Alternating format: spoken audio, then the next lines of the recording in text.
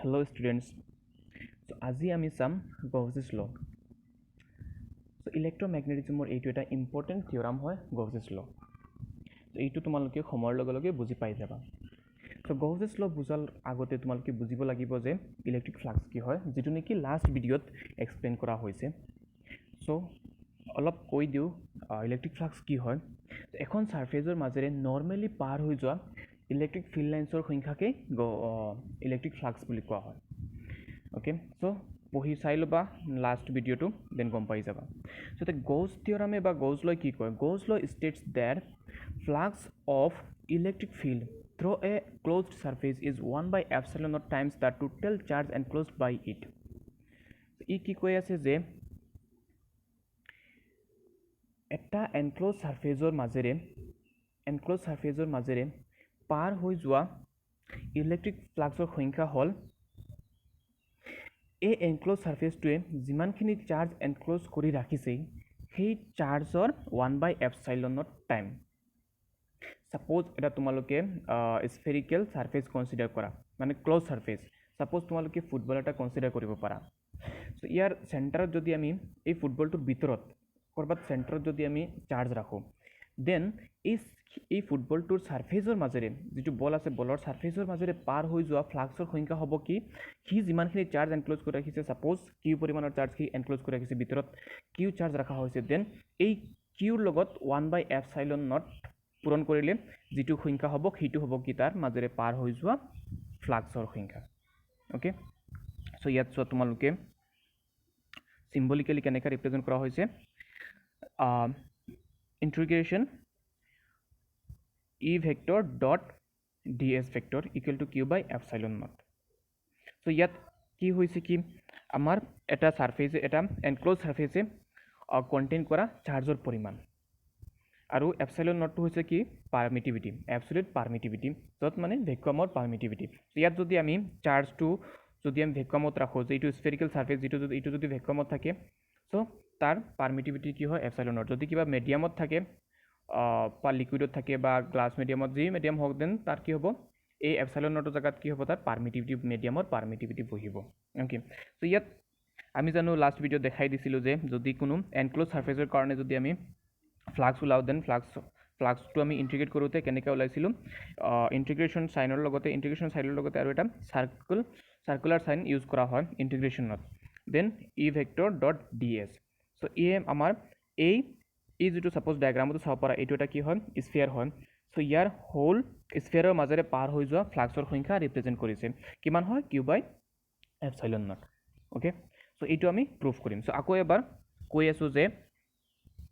Gauss law কি কয় যে ইলেক্ট্ৰিক ফ্লাক্স এটা ক্লোজ সাৰফেসৰ মাজেৰে কাৰ কাৰণে যদি এটা চাৰ্জ আমি তাৰ সেন্টাৰত ৰাখো দেন এই যেটো আমি ইলেক্ট্ৰিক চাৰ্জ ৰাখিম তাৰ কাৰণে তো ইলেক্ট্ৰিক ফিল্ড ক্ৰিয়েট হ'ব. সো এই ইলেক্ট্ৰিক ফ্লাক্সৰ সংখ্যা যেটো তাৰ সাৰফেস থাকিব সাৰফেসৰ মাজেৰে পাৰ হৈ যোৱা ফ্লাক্সৰ সংখ্যা কিমান হ'ব চাৰ্জৰ লগত 1 বাই এপসাইলন নট টাইম পূৰণ কৰিব লাগিব. সো আমি 5 গুণ বুলি ক'লে দেন 5 ইনটু ইমান কৰো হয় নহয়. সো চাৰ্জৰ লগত কিমান টাইমছ পূৰণ কৰিব লাগিব 1 by epsilon naught time. Okay, so এইটো হল আমাৰ কি লটো আৰু সিম্বলিক্যালি ইয়াক কেনেকৈ লিখা হয় integration E vector dot ds vector equal to q by epsilon naught. Okay, so ইয়াত আমি কনসিডাৰ কৰিম যে আমাৰ বস্তুটো কত আছে ভ্যাকুয়াম মিডিয়ামত আছে. ওকে, সো এতিয়া আমি ইয়াক প্ৰুফ কৰিম. So let us consider a spherical surface of radius r. So ইয়াত এটা স্ফিয়াৰ দেখা পাই আছে ডায়াগ্ৰামত. সো এইটো এটা স্ফিয়াৰ ইয়াত এইটো এটা ৰিং নহয় এটা স্ফিয়াৰ হয় এটা ফুটবল হ'ব পাৰে বা কিবা এনেকা বলৰ নিচিনা আৰু. সো এটা ইউনিফৰ্ম স্ফিয়াৰ. ওকে, আৰু এটা চাৰ্জ ৰাখা হৈছে আৰু ইয়াৰ ৰেডিয়াস কিমান লৈছে r বুলি কৈছে. Okay, A point charge q at it's centre o. এটা পইণ্ট চাৰ্জ q এ দেখা পাই আছে তোমালোকে আই হোপ এইটো চোৱা q এটা চাৰ্জ কত ৰাখা হৈছে একেবাৰে সেন্টাৰত ৰাখা হৈছে. Okay, the magnitude of electric field at all points in this surface is same and directed towards. Okay, so এই যেটো তাৰ সাৰফেস আছে ওকে দেখা পাই আছা. সো এই সাৰফেসটোৰ সব পইণ্টতে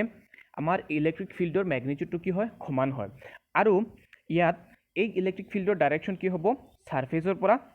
সদায় আউটৱাৰ্ডছ হ'ব. এইটো সো এটা এইটো পইণ্টত তাৰ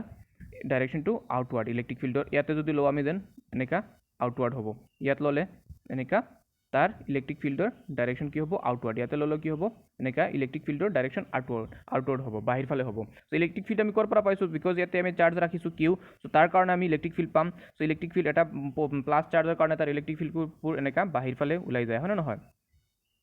এনেকা বাহিৰ ফালে ওলাই গ'লে সো ইয়াত এভৰি সাৰ্কেলটো ইয়াৰ পৰা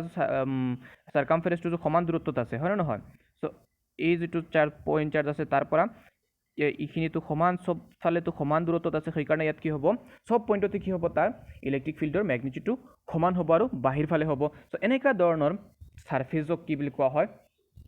গাউসিয়ান সাৰফেস বুলি কোৱা হয় এটো কথা মনত ৰাখিবা okay the electric field at a point p on the surface is so ইয়াত যিকোনো এটা পইণ্টত এই যেটো সাৰফেস আছে সাৰফেসৰ যিকোনো এটা পইণ্টত সাপোজ এই p পইণ্টত সাৰফেসৰ এটা পইণ্ট লৈছো আমি p পইণ্ট এই p পইণ্টত ইয়াতে এই p পইণ্টত আমাৰ ইলেক্ট্ৰিক ফিল্ড কি হ'ব আমি জানো অলৰেডি যিকোনো জায়গাতে আৰু ইলেক্ট্ৰিক ফিল্ডটো কি হয় ই vector equal to 1/4 pi epsilon naught q by r square so যিমানখিনি চাৰ্জ আছে যিটো চাৰ্জৰ কাৰণে ইলেক্ট্ৰিক ফিল্ড ক্ৰিয়েট হৈছে সেই চাৰ্জ বাই r স্কয়াৰ যিমানখিনি ডিসটেন্সত আছে সেইটো r স্কয়াৰ আহি যায় ওকে এইখিনি অলৰেডি তোমালোকে আগতে জানাই আৰু okay so if da surface is divided into small area elements এতিয়া আমি এই হোল সাৰফেসৰ কাৰণে তো আমি কি কৰিব লাগিব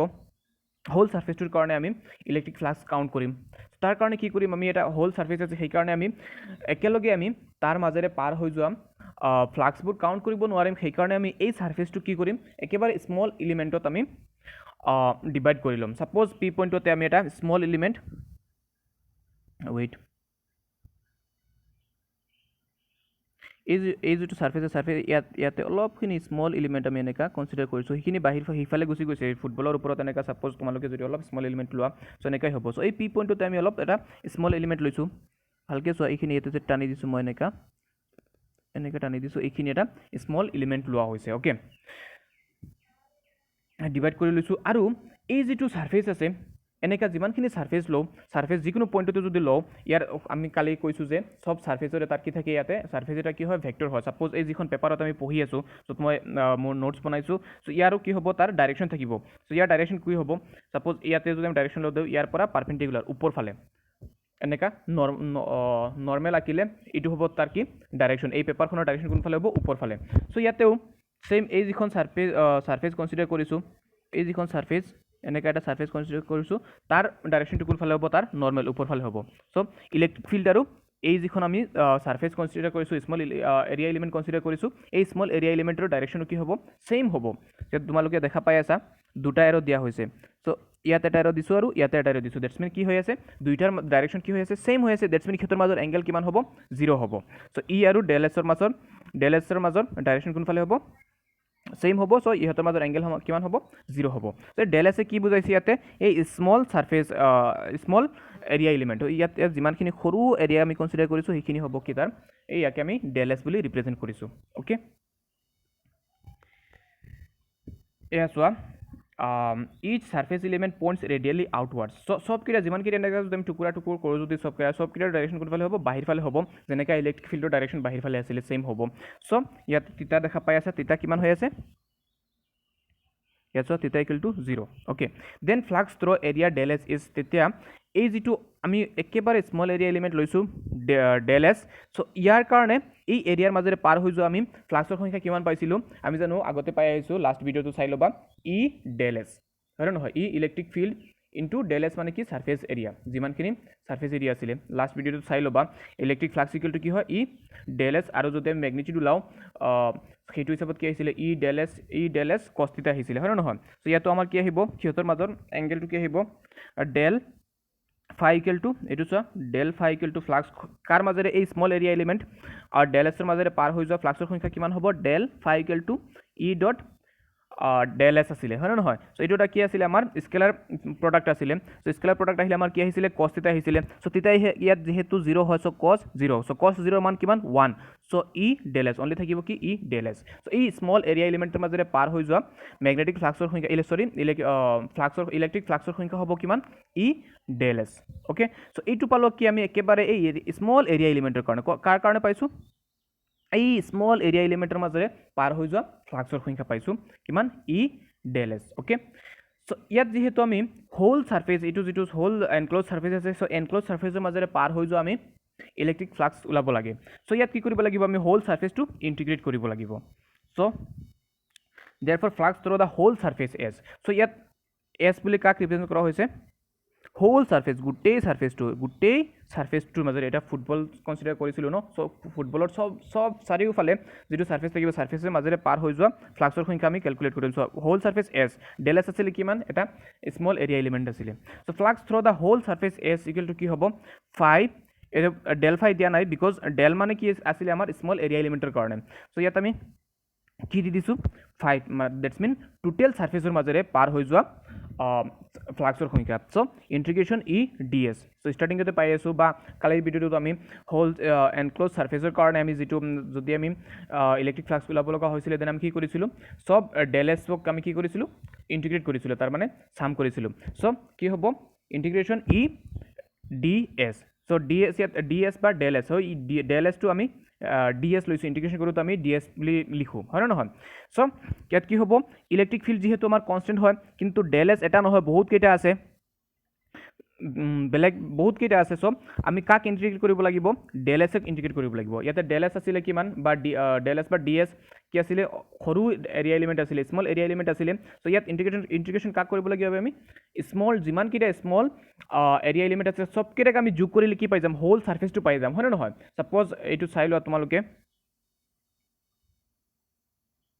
চ' এইখিনি আছিলে আমাৰ কি ডি এছ বা ডেল এছ ইমানখিনি ৰিজন এতিয়া যদি এনেকুৱা যিমানকেইটা এনেকুৱা ছাৰ্ফেচ আছে চব এড কৰিলে আমি ইণ্টিগ্ৰেট কৰিলে কি পাই যাম হোল ছাৰ্ফেচটো পাম হয় নে নহয় হোল ছাৰ্ফেচটো পাম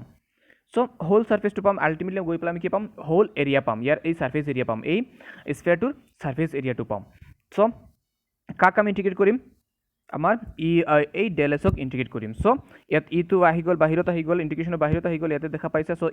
তাৰপিছত ইণ্টিগ্ৰেশ্যন অফ কাৰ ডি এছ চবকেইটা যদি ডি এছ আমি ইণ্টিগ্ৰেট কৰোঁ কি পাম then total area of the surface এই ছাৰ্ফেচটো টোটেল এৰিয়া পাম হয় নে নহয় এই যিটো ছাৰ্ফেচ আছে এই যিটো এনক্ল'জ ছাৰ্ফেচ আছে তাত হোল এৰিয়াটো পাম হোল এৰিয়াটো পাম হয় নে নহয় এই যিটো ছাৰ্ফেচ আছে তাৰ হোল ছাৰ্ফেচ এৰিয়াটো পাম চ' ইয়াত আহা it's a e into total area of the surface whole sphere tour surface area পাম so total surface area of the sphere is এই যেটো total surface area এইটো আমি জানো কি এটা স্ফেয়াৰৰ surface area আমি কি জানো ফৰ্মুলা এইবোৰ তোমালোকে আহি পাই মেথছত পাই আহিছা surface area equal to কি আছিল 4 pi r square so বৃত্তৰ এইটো বৃত্ত নহয় এইটো কি হয় এইটো গোলক হয় so গোলকৰ পৃষ্ঠকালি কিমান আছিল 4 pi r square so ইয়াৰ জায়গাত তাৰ ভ্যালু বহাম টোটাল সাৰফেস এৰিয়াৰ জায়গাত কি বহাম এটো বহালো 4 পাই r স্কয়াৰ আৰু ইলেক্ট্ৰিক ফিল্ড আমি এই ই পাই আহিছো আগতে কি q by 4 pi epsilon not r square দেখাই আছো কত এছৱা equal to 1 by 4 pi epsilon naught q by r square so এইখিনি থিয়তৰ জায়গা জায়গা বহাই দিলো phi equal to q by 4 pi epsilon naught r square into 4 pi r square so phi equal to এতে সব ক্যান্সেল আউট কেনেকা হইছে so ইয়াতে 4 pi তারে 4 pi ক্যান্সেল গল ইয়াতে r স্কয়ার ইয়ারে r স্কয়ার ক্যান্সেল গল থাকিলে কিমান q by এই মাজতে epsilon naught so q by epsilon naught so হৈ গল আমাৰ প্ৰুফ এটা এনক্লোজ সাৰফেসৰ মাজেৰে পাৰ হৈ যোৱা ফ্লাক্সৰ সংখ্যা কিমান q Times of 1 by epsilon naught হৈছে না নহয় so হল সো ইয়াত আমাৰ কিউ কোনটো হয় যে এই সাৰফেসটোৰ ভিতৰত যেটো আমি চাৰ্জ এনক্লোজ কৰি ৰাখিছিলো সেই চাৰ্জৰ পৰিমাণ এতিয়া কোৱাচোন এই সাৰফেসটোৰ মাজত যদি আমি কোনো চার্জ না রাখো ইয়াতে যদি কোনো চার্জ না থাকে ইয়ার সেন্টারে যদি কোনো চার্জ না থাকে দেন আমি ফ্লাক্স পাম নাকি না পাম সো ইয়াতে তলতে একটা পয়েন্ট লিখি দিছো চাই লোৱা the total electric flux through a closed surface is 0 if no charge is enclosed by it যদি এই সাৰফেসটোৱে যদি এই এনক্লোজ সাৰফেসটোৰ ভিতৰত যদি কোনো চাৰ্জ ৰাখা নহয় দেন আমি কোনো ধৰণৰ ফ্লাক্স নাপাও ওকে এতিয়া if the surface contains a large number of charges q1 q2 q3 the total flux through it is q by epsilon naught where q is algebraic sum of all charges inside it এতিয়া যদি suppose এই সেন্টারটোত এই যেটো অ centre আছে so centre যদি আমি বহুত কিটা charge suppose q1 q2 q3 up to যিমান কিটা পাৰা আৰু তোমালোকে যদি সাপোজ ইয়াতে চাৰ্জ ৰাখা হৈছে সেন্টাৰত দেন আমাৰ ইলেক্ট্ৰিক ফ্লাক্স কিমান হ'ব সো ইয়াত হ'ব কি q by epsilon naught electric ফ্লাক্সৰ সংখ্যা কিমান হ'ব q by epsilon naught so ইয়াত q2 কি হয় এই যিমান কিটা চার্জ আছে সব কিটা চাৰ্জৰ এলজেব্ৰিক সাম সব কিটা যোগ কৰিলে যিমানখিনি চাৰ্জ পাম সেই charge divided by epsilon naught. So' এইটো হ'ব কি তাৰ মাজত থকা ইলেক্ট্ৰিক ফ্লাক্সৰ সংখ্যা। চ' আই হোপ গ'জ থিয়ৰামটো বুজি পাইছা, গ'জ ল' বুজি পাইছা। এই গ'জ ল'ৰ বহুতকেইটা এপ্লিকেশ্যন আছে, তোমালোকে পাবা নেক্সট ভিডিঅ'বোৰত। চ' আকৌ এবাৰ কৈ আছোঁ যে গ'জ ল'টো কি হয় যে যদি এটা এনক্ল'জ ছাৰ্ফেচৰ চেণ্টাৰত যদি কিউ পৰিমাণৰ চাৰ্জ ৰখা হয়, দেন এই এনক্ল'জ ছাৰ্ফেচৰ মাজেৰে পাৰ হৈ যোৱা ফ্লাক্সৰ সংখ্যা হ'ব কিমান? Q times of one by epsilon naught. Sorry one by epsilon naught times of charge, মানে চাৰ্জৰ লগত 1/এপসাইলন নট টাইম পূৰণ কৰিব লাগিব। Okay, that is q by epsilon naught. Thank you. কিবা প্ৰব্লেম হ'লে কমেণ্টত জনাই দিবা। আই হোপ বুজি পাইছা।